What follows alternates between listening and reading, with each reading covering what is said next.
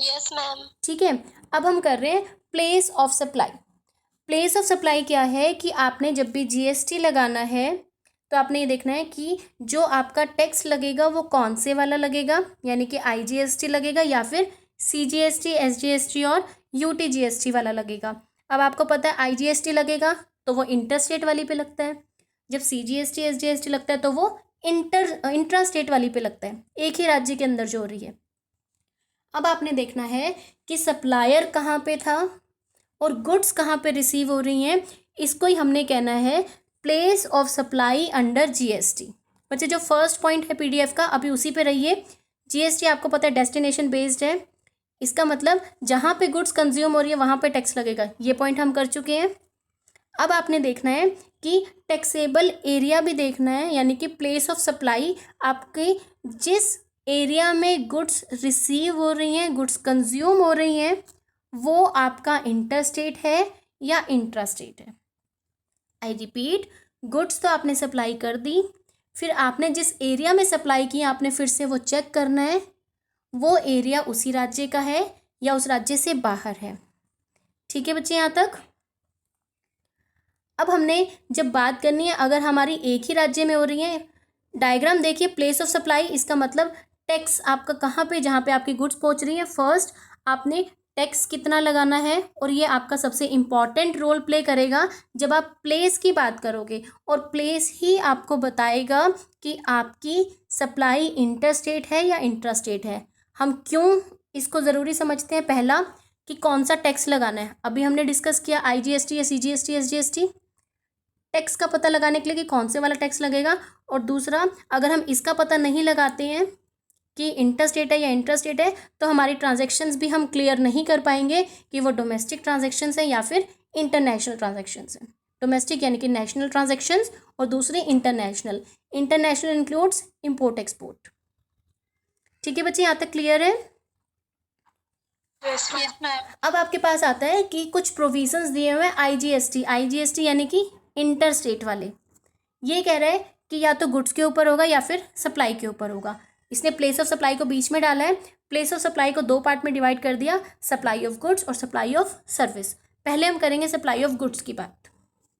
वो गुड्स जो सेक्शन 10 कह रहा है, वो वाली goods other than goods imported और एक्सपोर्टेड फ्रॉम इंडिया, यानी कि ना तो हमने इंडिया में मंगवाई ना इंडिया से भेजी, तो नॉर्मल गुड्स हैं, इंडिया में ही प्रोड्यूस है और इंडिया में ही कंज्यूम हो रही है।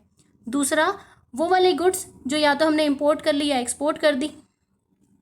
अब हमने देखना है प्लेस ऑफ सप्लाई, यानी कि आपका सप्लायर कहाँ पे था और आपने गुड्स कहाँ पे भेजी हैं। अब इसको सेक्शन वाइज नेक्स्ट पेज पे आ जाइए, जहाँ पे आपको ये पेज दिया हुआ है बच्चे, इसमें आपके पास डायग्राम दिया हुआ है place of supply of goods, यानी कि no import no export. First case की अगर हम बात करें, जब आपकी गुड्स मूव हो रही हैं, यानी कि आपकी गुड्स एक जगह से दूसरी जगह पर जा रही हैं, तो सप्लायर जहाँ जहाँ पे भी है आपने उसको सप्लायर की लोकेशन माननी है। गुड्स आपकी जहाँ पे भी रिसीव हो रही हैं वो आपका प्लेस ऑफ सप्लाई होगा। इसको एग्जाम्पल से समझते हैं। आर लिमिटेड है पंजाब का, इसने 100 फ़ोन बेचे हैं अमित को यूपी में, सॉरी एचपी में, हिमाचल प्रदेश में। अब देखो लोकेशन और सप्लायर कौन दे रहा है, पंजाब वाला पर्सन दे रहा है, सप्लायर की लोकेशन पंजाब और रिसिपिएंट की लोकेशन, बच्चे गुड्स कौन रिसीव कर रहा है, अमित ट्रेडर्स हिमाचल प्रदेश में। तो गुड्स कहाँ रिसीव हो रही हैं, हिमाचल प्रदेश में। कौन सी ट्रांजैक्शन हो गई, पंजाब और हिमाचल प्रदेश की, इंटर स्टेट। Inter state. तो प्लेस ऑफ सप्लाई कौन सी होगी, हिमाचल प्रदेश, जहाँ पे आपने गुड्स दी। उसने आगे बोला है कि इसका जो गोदाम है ना वो ऊना में है, तो प्लेस ऑफ सप्लाई ऊना। अगर ये लाइन ना भी दी हो तो place of supply Himachal Pradesh. अब क्लियर है बच्चे सबको। मैम ये ऊना वाला दोबारा समझाना। पूरा नाम भी नहीं पढ़ते। आर लिमिटेड है पंजाब का, सेल कर रहा है, यानी कि सप्लायर हो गया। सप्लायर की लोकेशन पंजाब, किसको दे रहा है, ए ट्रेडर्स हिमाचल प्रदेश में, यानी कि गुड्स कहाँ पे रिसीव हो रही हैं, हिमाचल प्रदेश में। जब आप ना तो इंपोर्ट कर रहे हो ना एक्सपोर्ट कर रहे हो तो अपनी कंट्री में ट्रांजैक्शंस कर रहे हो। अपनी कंट्री में कर रहे हो तो देखो इंटर स्टेट हो गया पंजाब और हिमाचल प्रदेश, पहला केस इंटर स्टेट हो गया। इंटर स्टेट हो गया तो हम IGST लगाएंगे। कहाँ पे लगेगा टैक्स? सप्लायर थोड़ी ना देगा। इंडिया में ट्रांजैक्शन हो रही है तो प्लेस ऑफ सप्लाई जहाँ पे गुड्स डिलीवर हो रही है, कहाँ डिलीवर हो रही है? हिमाचल प्रदेश में, तो place of supply Himachal Pradesh. IGST कहाँ लगेगा? हिमाचल प्रदेश में। क्लियर? Yes ma'am. अच्छा, दूसरा देखो, दूसरे का ना ये मत पढ़ो, बस आपने ये समझना है कि गुड सप्लाई हो रही है थर्ड पर्सन के केस में। अब हम लेके चलते हैं इसके सीधा डायग्राम पे आओ। अगर किसी तीसरे व्यक्ति के निर्देश के अनुसार, उसके डायरेक्शंस के अनुसार आप किसी को गुड्स दे रहे हो तो place of supply principal place of business of third person. अब इसका एग्जाम्पल सुनो आप। इसके एग्जाम्पल में हमने क्या कहना है, अपनी बुक में मत देखना, ये जो PDF है इसमें मत देखना, बहुत बड़ी ट्रांजैक्शन है, इसमें शॉर्ट में करते हैं। मैं कहती हूँ चलो 2 बच्चों के नाम उठाते हैं, एक तो शिवांगी का उठाते हैं, काजल का उठाते हैं। शिवांगी हमारी सप्लायर है, ओके। काजल को गुड्स चाहिए तो रिसिपिएंट काजल होनी चाहिए, ठीक है। अब रिसिपिएंट काजल, काजल बच्चे कोई और अपना नाम बताओ मुझे। मैम सुधा। सुधा, ठीक है। ओए सारे A सेक्शन वाले हो तुम तो। बच्चे B सेक्शन वाला कोई नाम बोलो अपना। मैम अंजू ले लो, अंजू। अंजू आप B सेक्शन के हो? यस मैम, बी सेक्शन के 150 रोल नंबर है ना उसका। 150, अच्छा ठीक है। पूजा बेटा आप थर्ड पर्सन हो हमारे, आर यू एग्री? नहीं अंजू, सॉरी अंजू, अंजू बेटा आप third person, do you agree for this? Okay ma'am. Okay. अब शिवांगी सप्लायर है, बच्चे प्लीज़ ध्यान से सुनना इसको, थर्ड पर्सन। अगर ये समझ में आ गया तो आपको पढ़ना भी नहीं पड़ेगा। सप्लायर से काजल रिसिपिएंट है, इसने गुड्स मांगी, ओके। लेकिन काजल ने बोला कि गुड्स मुझे नहीं दो। जब काजल को चाहिए तो इसके पास रखने के लिए कुछ गोडाउन वगैरह नहीं है, या ये डायरेक्ट सप्लाई नहीं ले सकती। जैसे मान लो किसी का घर बन रहा है लेकिन वो ऑर्डर कर देता है तो वो अपने घर के लिए मंगाई गई चीज़ अपने पड़ोसी के घर रख देता है, ऐसे ही होता है, ठीक है। अब इस केस में जब रिसिपिएंट डायरेक्टली गुड्स को रिसीव नहीं कर पाता तो अब काजल ने, जो कि रिसिपिएंट होनी चाहिए थी, इसने अंजू को बोला कि गुड्स आप रिसीव कर लो, आप मुझे दे देना।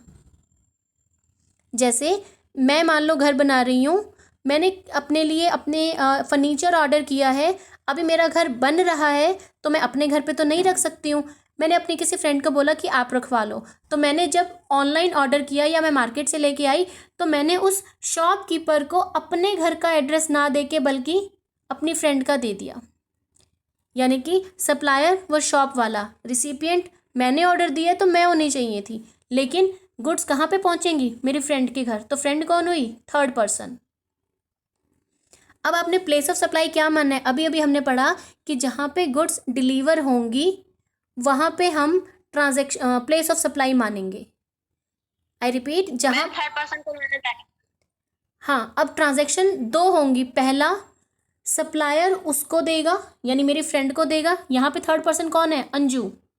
शिवांगी अंजू को देगी पहली ट्रांजैक्शन, अंजू काजल को देगी दूसरी ट्रांजैक्शन।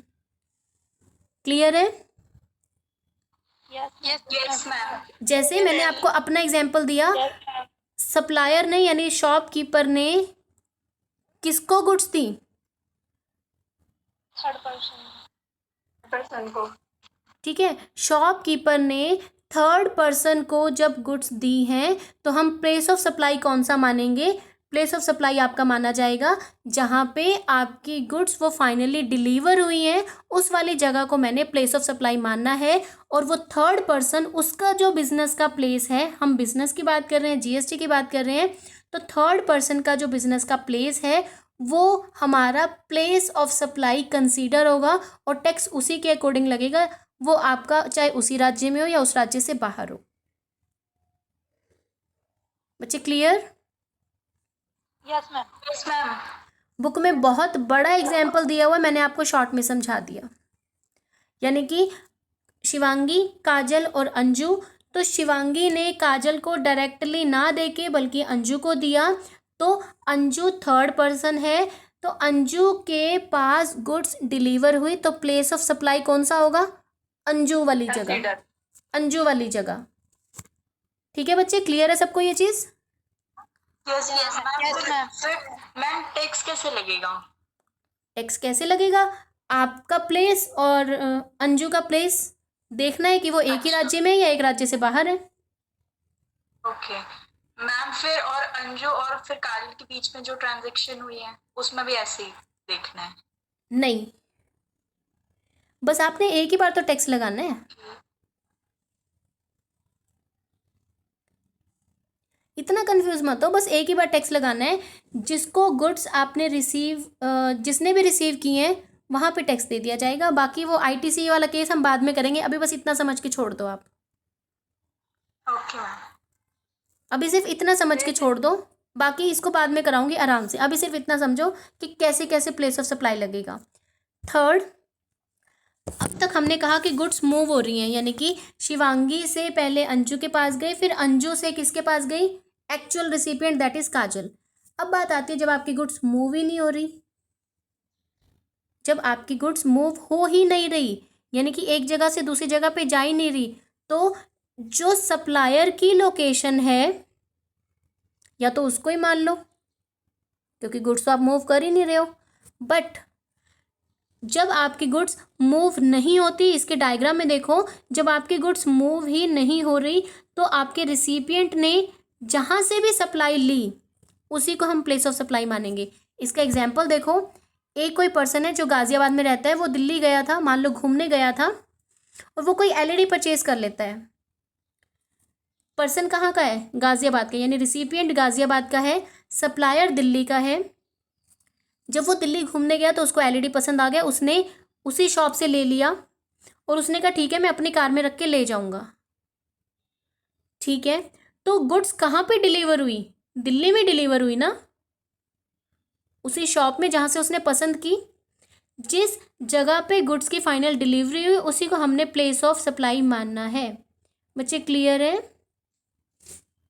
Yes ma'am. फिर से अंजू का नाम उठा लेते हैं। अंजू मान लो घूमने गई नोएडा में, तो नोएडा किस में आता है? यूपी में। ठीक है, अंजू घूमने गई है नोएडा में, उसको वहाँ पे उसको कोई रेफ्रिजरेटर पसंद आ जाता है, तो वो कह रही है ठीक है मुझे उठाना है, मैं अपने घर ले जाती हूँ। अंजू ने बोला ठीक है मेरे पास ओपन वाली कार है, तुम पीछे लटका दो। खुद ले आई, तो अंजू ने गुड्स कहाँ रिसीव किए? उसकी शॉप पे रिसीव कर ली थी। वो शॉप कहाँ थी? नोएडा। तो place of supply Noida. Noida ma'am, मतलब गुड्स नोएडा की नोएडा में रह गई। हाँ, तो प्लेस ऑफ सप्लाई की हमने बात करनी है। प्लेस ऑफ सप्लाई नोएडा में। टैक्स कौन सा लगाओगे? इंट्रास्टेट। हाँ, CGST SGST। दूसरा एग्जाम्पल देखो, यूपी का कोई पर्सन है, गेट्स एन ऑर्डर, उसके पास ऑर्डर आया, यानी कि ये सप्लायर है यूपी वाला, 100 फ़ोन की सेल करनी है। किसने ऑर्डर दिया? पंजाब वाले ने। सप्लायर कौन है? यूपी का। रिसिपिएंट कौन है? पंजाब का। अब कह रहे हैं जो रिसीवर है वो इन्फॉर्म कर रहा है सप्लायर को कि वो डिलीवरी ले लेंगे फ़ोन की from the factory of Ram, यानी कि वो कह रहे हैं कि हम तुम्हारी फैक्ट्री से ही ऑर्डर ले लेंगे, वहीं से उठा लेंगे। इट मीन्स रिसिपिएंट खुद उठ के सप्लायर के ऑफिस में जा रहा है। सप्लायर गुड्स को पैक करा के नहीं भेज रहा, रिसीवर खुद सप्लायर के ऑफिस में जाके कह रहा है कि हम फ़ोन उठा लेंगे। अब इस केस में आपका प्लेस ऑफ सप्लाई क्या होगा? अब देखो, यूपी का आपका सप्लायर है, रिसीवर आपका पंजाब का है, वो खुद उठा रहा है, तो इसका मतलब प्लेस ऑफ सप्लाई कौन सी होगी? जो सप्लायर का प्लेस है, इंट्रास्टेट। तो इसका मतलब जहाँ गुड्स की डिलीवरी कहाँ पे हुई? सप्लायर के पास ही। वो सप्लायर वहीं था, वहीं से डिलीवरी हो गई। सप्लायर के पास जाके खुद से ले रहा है, तो सप्लाई ऑफ प्लेस वही जगह है। हाँ, जहाँ से गुड्स उठाई जा रही है यहाँ पे मूवमेंट नहीं हो रहा, सप्लायर पैक करके गुड्स को कहीं मूव नहीं कर रहा। अगर मूव कर रहे हैं तो जिस जगह पे डिलीवरी हुई है, जहाँ पे गुड्स रिसीव हुई है, वो प्लेस ऑफ सप्लाई। अगर गुड्स की मूवमेंट नहीं हो रही है, रिसिपिएंट खुद जाके सप्लायर से ले रहा है, तो प्लेस ऑफ सप्लाई वो सप्लायर वाली जगह। अब क्लियर है बच्चे सबको? एग्जाम्पल दो। हाँ जी बोलो। Yes ma'am. जब हम शॉप पर जाके मोबाइल खरीदेंगे तो मैम प्लेस जो हमारा सप्लाई ऑफ प्लेस होगा वो शॉप ही वो होगी, शॉप और ही हम होगी। ऑनलाइन मंगाएंगे तो हमारे घर पर होगी। हाँ बिल्कुल बिल्कुल। ठीक। अच्छा आगे बात कर रहे हैं गुड्स असेंबल करने की। गुड्स असेंबल करने, मान लो जो पहले वाले टाइम में कंप्यूटर्स आते थे बच्चों, मॉनिटर अलग, सीपीयू अलग, सब कुछ अलग अलग, यूपीएस वगैरह, उस टाइम पे हम गुड्स को असेंबल करा रहे हैं। या फिर मान लो आपकी कोई मशीन है, आपका एसी है, वो अलग अलग पार्ट्स आते हैं उसके, तो उन पार्ट्स को क्या शॉप पे कंबाइन करके वो इतना बड़ा उठा के लाया जाएगा? नो। जब आपको मिलता है तो वो बॉक्स के अंदर पैक होता है, जब उसकी पैकिंग खोलते हैं तो उन पार्ट्स को फिर हम स्क्रू पेच वगैरह लगा के उनको जॉइन करते हैं। अब प्लेस ऑफ सप्लाई क्या? जहाँ पे वो गुड असेंबल हुई, दैट्स इट। एग्जाम्पल पे आ जाओ। हरियाणा स्टार लिमिटेड है, वो हरियाणा में रजिस्टर्ड है, इसने ऑफिस खोला पंजाब में। मान लो कोई सप्लायर है, इसने पंजाब में ऑफिस खोल लिया, वो हरियाणा में रजिस्टर्ड है। फिर कह रहा है उसने 30 एसी खरीदे अपने पंजाब वाले ऑफिस के लिए, उनको इंस्टॉल कराया, ठीक है। अब कोई मोहित इलेक्ट्रॉनिक्स था हरियाणा में, किससे कराया? मोहित वाले से, हरियाणा वाले से। हरियाणा का कोई पर्सन था, हरियाणा में रजिस्टर्ड था, ठीक है। उसने पंजाब में जाके नया ऑफिस बनाया, ठीक है। वो रजिस्टर्ड कहाँ पे है? हरियाणा में। वो कौन है? रिसिपिएंट। उसने हरियाणा वाले से ही पंजाब में बुलवा के एसी इंस्टॉल कराए, तो प्लेस ऑफ सप्लाई जहाँ पे इंस्टॉल कराया भाई वही मानेंगे। कहाँ इंस्टॉल कराए? पंजाब में। वो कहाँ का था? हरियाणा का। तो कौन सी हो गई? हरियाणा का। हरियाणा और पंजाब इंटरस्टेट, आईजीएसटी लगा दो। क्लियर है? Yes ma'am. उसके बाद एक बार और मैम एक बार और बताइए। बेटा मान लो आप हरियाणा से हो, आप कोई बिजनेसमैन हो, आप हरियाणा में रजिस्टर्ड हो, आपको किन्हीं गुड्स की रिक्वायरमेंट है, यानी कि आप रिसिपिएंट, ठीक है। अब आपने कहीं पे ऑफिस बनाना है, मान लो आप यूपी में ऑफिस बनाना चाहते हो, आप लखनऊ में ऑफिस बनाना चाहते हो, तो लखनऊ के ऑफिस के लिए आपने यहाँ से कोई बंदा भेज दिया, क्योंकि आपकी तो यहाँ जान पहचान है। आपने कहा कि आप मेरे साथ चलो और आप वहाँ पे मेरे लिए एसी इंस्टॉल करके आओ, ठीक है। तो प्लेस ऑफ सप्लाई जहाँ पे वो गुड्स फाइनली असेंबल होके यूज़ होनी स्टार्ट होंगी, वहाँ पे होंगी, लखनऊ में। तो place of supply Lucknow, not Haryana. Clear? उसके बाद in case goods are supplied on board a conveyance, अगर आप कहीं जा रहे हो, इसको सिर्फ आप ऐसे ही सुन लो, जैसे मान लो आप बस से कहीं घूमने जा रहे हो, ठीक है। जब आप घूमने जा रहे हो तो आपने देखा होगा बस में या ट्रेन में आपको कुछ कुछ बेचने वाले मिलते हैं, ठीक है। अब वो जो बेचने वाले आपको मिलते हैं, तो आपने उनको कैसे टैक्सेबल मानना है भाई? ड्यूरिंग द जर्नी कुछ बिक रहा है, तो आपको क्या पता इसने कहाँ से खरीदा, और वो भी एग्जैक्ट लोकेशन नहीं बता पाएगा कि मैंने इस जगह पे इस टाइम पे बेचा, नहीं बताया जा सकता। तो जब जर्नी के बीच में आप किसी चीज़ को बेच रहे हो, तो आप प्लेस ऑफ सप्लाई क्या मानोगे? जहाँ से आपकी वो जर्नी स्टार्ट हुई थी, मान लोगे कि वहाँ पे हमारा प्लेस ऑफ सप्लाई था। जैसे मान लो जैसे मैं आपको अब कहीं जाना है, आप पहले यहाँ से आईएसबीटी जा रहे हो, आपको मान लो यहाँ से चंडीगढ़ की डायरेक्ट बस नहीं मिल रही है, आप पहले कश्मीरी गेट दिल्ली जाओगे, वहाँ से आप बस ले रहे हो। जब आप उस बस में बैठ चुके हो, आपको रास्ते में वाटर बॉटल या कुछ चिप्स वगैरह लेने हैं, सैंडविचेस लेने हैं, तो वो बस में आके वो हॉकर्स आपको बेच रहे हैं, तो आप क्या मानोगे कि भाई पता नहीं है कहाँ से आए, गुड्स कहाँ से आए होंगी, उसको टैक्स देना पड़ेगा। और वो टैक्स कहाँ पे, उसका प्लेस ऑफ सप्लाई क्या माना जाएगा? वो दिल्ली, न्यू दिल्ली। आपकी बुक में ऐसी मैम टिकट टीटी फाइन भी ऐसी लगाते हैं। हाँ, आपकी बुक में जो एग्जाम्पल दे रखा है वो है कि कोलकाता बॉम्बे की फ़्लाइट थी, बॉम्बे जाना था बंदे ने कैलकाटा से, ठीक है। उसने एक पानी की बोतल खरीद ली फ़्लाइट के बीच में, ओके। बंदे ने, वो कोलकाता का था, उसको बॉम्बे जाना था, उसने पानी की बोतल खरीदी। अब जब उसने बोतल ली, कब ली उसने? तो वो जो प्लेन जा रहा था उसमें ली ना। तो प्लेस ऑफ सप्लाई जहाँ से वो चला, कहाँ से चला प्लेन? कोलकाता से। उसके बाद दूसरा एग्जाम्पल है, कोई मोहित था, वो ट्रैवल कर रहा था, उसे बॉम्बे से गोवा जाना था किसी उसमें, जो वो समुद्री जहाज होते ना, क्रूज़ लाइनर से उसको गोवा जाना था। रास्ते में उसने उसी क्रूज़ में, उसी समुद्री जहाज में कोई बुक स्टोर बना था, वहाँ से बुक ले ली। भाई टैक्स तो लगेगा। अब टैक्स कहाँ से लगेगा? जहाज कहाँ से चला था? बॉम्बे से। तो place of supply Bombay. Bombay. Bombay से ही सप्लाई खरीदी है, बॉम्बे में ही वो सेल हो गई, तो क्या लग जाएगा? CGST SGST हो गया। उसके बाद when the place of supply of goods can't be determined by section, ये कह रहे जब इससे नहीं पता चलता, यानी कि जब आप प्लेस ऑफ सप्लाई को ईजिली डिटरमाइन नहीं कर सकते हो तो आप क्या बात करोगे? उस केस में हम कह रहे हैं या तो गुड्स इंपोर्ट होंगी या एक्सपोर्ट होंगी। अब तक जो आपने बात की सारी डोमेस्टिक ट्रांजैक्शंस थी। अब हम कह रहे हैं हमने गुड्स इंपोर्ट की, इंडिया में आ गई, रिसीव कहाँ हो रही है? इंडिया में। टैक्स कहाँ लगाओगे? इंडिया में। Location, place of supply, importer की लोकेशन। आपने गुड्स इंपोर्ट करी हैं तो लोकेशन ऑफ इंपोर्टर। अगर आपने गुड्स एक्सपोर्ट करी हैं तो जहाँ पे गुड्स आपकी रिसीव हुई हैं वो टैक्स दें, हम क्यों दें? क्लियर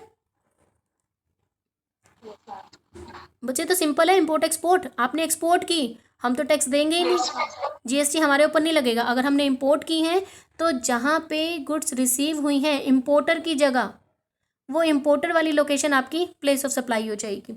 उसके बाद बच्चे इजी है ना? Yes ma'am. Yes ma'am. इतने बुरे से मन से मत कहो, इतना तो इजी है। नहीं मैम, ये कुल मिला के खरीदने वाला ही टैक्स देगा, क्योंकि कंज्यूम तो वो कर रहा है ना। अभी हम और भी इश्यूज पढ़ेंगे। अगर खरीदने वाले की कोई जगह ही नहीं है तो, वो रजिस्टर्ड ही नहीं है तो मैम जो सप्लाई कर रहा है ना वो देगा। अभी बिल्कुल, जो सप्लाई कर रहा है वो देगा। आज अब इसी को पढ़ते हैं। Place of supply of services where location of supplier and recipient is in India. Domestic transaction है, ठीक है। दो रूल आएंगे, जनरल और स्पेसिफिक रूल। स्पेसिफिक रूल हम कल करेंगे, आज हम सिर्फ जनरल रूल्स कर रहे हैं। पहला, इसके डायग्राम पे आइए। पहला केस कह रहा है जब आप सर्विसेज की सप्लाई कर रहे हो इन सर्विसेज को छोड़ के। अब देखो दो पार्ट में आ गया। पहला, जिसको आप सर्विसेज दे रहे हो वो रजिस्टर्ड है, वो पर्सन रजिस्टर्ड है, तो जिसको दे रहे हो यानी रिसिपिएंट, उसकी जगह टैक्सेबल बन जाएगी। दूसरा, जब आप सर्विसेज दे रहे हो लेकिन वो पर्सन रजिस्टर्ड नहीं है, जब वो पर्सन रजिस्टर्ड नहीं है तो हमें क्या पता उसकी जगह। अगर सप्लायर के पास उस अनरजिस्टर्ड पर्सन का एड्रेस है तो उसका वो address he place of supply होगा। लेकिन अगर सप्लायर के पास एड्रेस भी नहीं है तो सप्लायर का location he place of supply माना जाएगा। बच्चे क्लियर है? रिपीट करूं इसको? बच्चे ये रिपीट करना है। एक बार कर दीजिए। हाँ, अभी तक आपने गुड्स का किया, या तो गुड्स की मूवमेंट होगी या मूवमेंट नहीं होगी। अगर गुड्स की मूवमेंट हुई है तो गुड्स जहाँ पे भी रिसीव होंगी वो डिलीवरी वाला प्लेस आपका प्लेस ऑफ सप्लाई था। अगर आपकी गुड्स मूव नहीं हो रही, जैसे उस पर्सन ने टीवी लिया था, टीवी लेके वो अपनी कार से अपने घर ले आया या अपनी शॉप पे रख लिया, तो वो जगह सप्लायर की वहीं पे डिलीवरी हुई है तो माना जाएगा कि प्लेस ऑफ सप्लाई वही है, उसी की जगह ही है। अब बात आती है सर्विसेज की। जब आप सर्विसेज दे रहे हो, अगर जिसको आप सर्विसेज दे रहे हो यानी रिसिपिएंट ऑफ सर्विस, अगर वो रजिस्टर्ड है, दूसरा केस वो रजिस्टर्ड नहीं है, वो रजिस्टर्ड है, तो जिस जगह पे हमने सर्विस दी वो जगह हमारी प्लेस ऑफ सप्लाई। अगर सर्विस लेने वाला व्यक्ति रजिस्टर्ड नहीं है और उसका रिकॉर्ड में उसका एड्रेस सप्लायर के पास है तो उसका वो एड्रेस प्लेस ऑफ सप्लाई होगा। अगर सप्लायर के पास उसका एड्रेस भी नहीं है तो सप्लायर की location he place of supply मान के उसके ऊपर टैक्स लगा दिया जाएगा। ठीक है बच्चे, clear? Yes ma'am. Yes ma'am. जी मैम। आज जो हमने किया इंटरस्टेट वर्सेस इंट्रास्टेट। एक चीज़ याद रखनी है आपने, जब किसी ट्रांजैक्शन के लिए आपको नहीं पता चल रहा कि इसको इंटरस्टेट माने या इंट्रास्टेट माने तो आपने उसको इंटरस्टेट मानना है और उसके ऊपर IGST लगाना है। फिर हमने बात की प्लेस ऑफ सप्लाई, या तो लोकेशन सप्लायर की या फिर रिसिपिएंट की। गुड्स या तो मूव करेंगे या गुड्स मूव नहीं करेंगी। गुड्स या तो असेंबल होंगी तो जिस जगह पे असेंबल हुई है उसको डिलीवरी का प्लेस मान के वहाँ पे प्लेस ऑफ सप्लाई माना जाएगा और उसके अकॉर्डिंग हम टैक्स लगाएंगे। अगर वो एक ही राज्य में है तो CGST SGST, और अगर आपकी गुड्स आपके राज्य से बाहर जाके असेंबल हो रही हैं तो IGST। ठीक है बच्चे, क्लियर? नेक्स्ट लेक्चर में हम डिस्कस करेंगे कि ये जो हम प्लेस ऑफ सप्लाई की बात करते हैं, कुछ अलग रूल्स, स्पेसिफिक रूल्स इनके लिए क्या होते हैं। That's all for today. हमने प्लेस ऑफ सप्लाई का यहाँ पे सिंपल किया, बाकी हम नेक्स्ट लेक्चर में डिस्कस करेंगे। ठीक है बच्चे? Yes ma'am.